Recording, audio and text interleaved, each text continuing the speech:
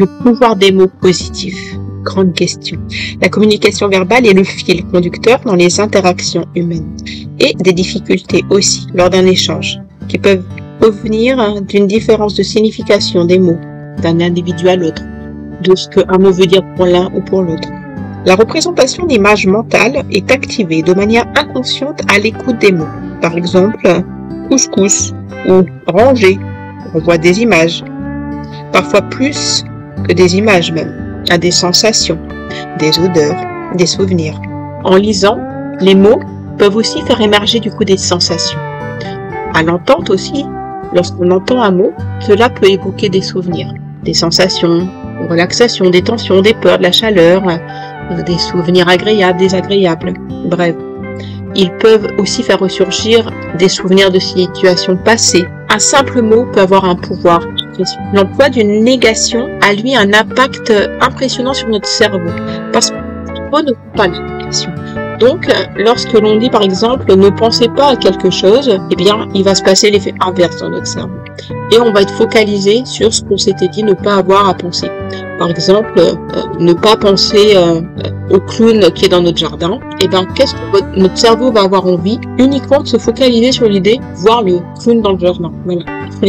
Alors, la négation n'existe pas dans notre cerveau. Alors, pourquoi on s'en sert aussi souvent? Parce que juste, on a tendance à utiliser des choses qui ne nous sont pas forcément utiles et à provoquer notre cerveau un petit peu en permanence pour le mettre sur le système défensif un petit peu, et du coup ça nous limite pour plein de choses parce que du coup on va se mettre des petits warnings, en fait des petites lumières rouges clignotantes qui vont nous dire attention danger, le ne pas, la négation en général va nous mettre en alerte et nous dire qu'attention, il y a un potentiel danger. Donc l'idée à l'inverse est de cultiver justement ce qui est une formulation positive où on va pas utiliser cette négation, le ne pas, pour justement que notre cerveau entende le bon message. Par exemple, ça va être quelque chose comme j'ai besoin d'aller vers ce résultat pour être heureux. Ça va être positif et notre cerveau va l'entendre. Alors que si on dit je ne dois pas faire ça, eh bien en fait le cerveau il va se focaliser sur le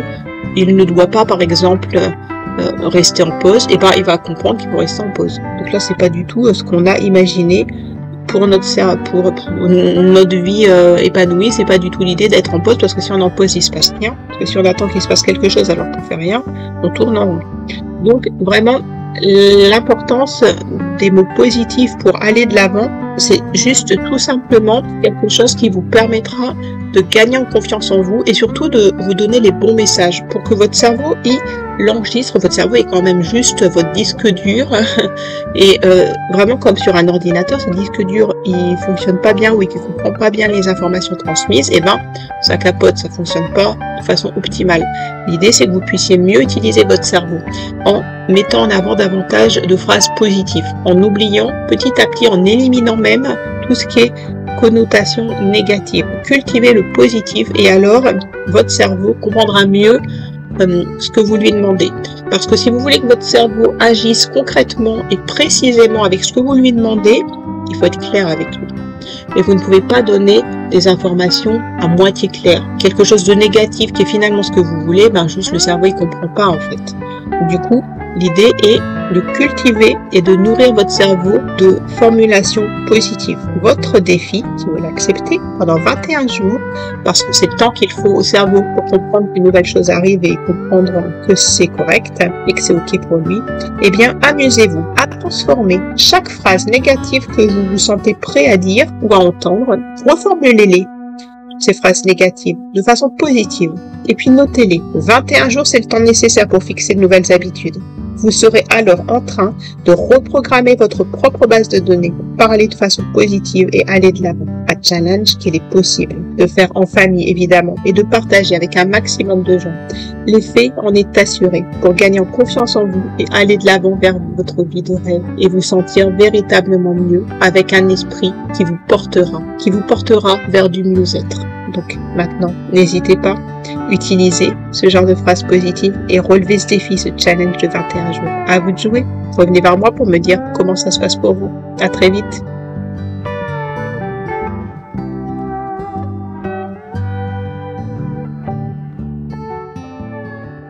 Merci à vous d'avoir regardé cette vidéo. Et si vous aimez ma chaîne et que vous aimez prendre soin de vous pour aller toujours de l'avant vers votre épanouissement personnel, pensez à cliquer sur le bouton abonnez-vous pour toujours plus de contenu. Pensez aussi aux formules d'abonnement où vous pourrez bénéficier de bons plans et de réductions. Et puis, n'hésitez pas à me solliciter, à venir vers moi pour qu'on voit ensemble votre champ des possibles et trouver l'accompagnement sur mesure qui vous correspond. Prenez soin de vous, vous le méritez.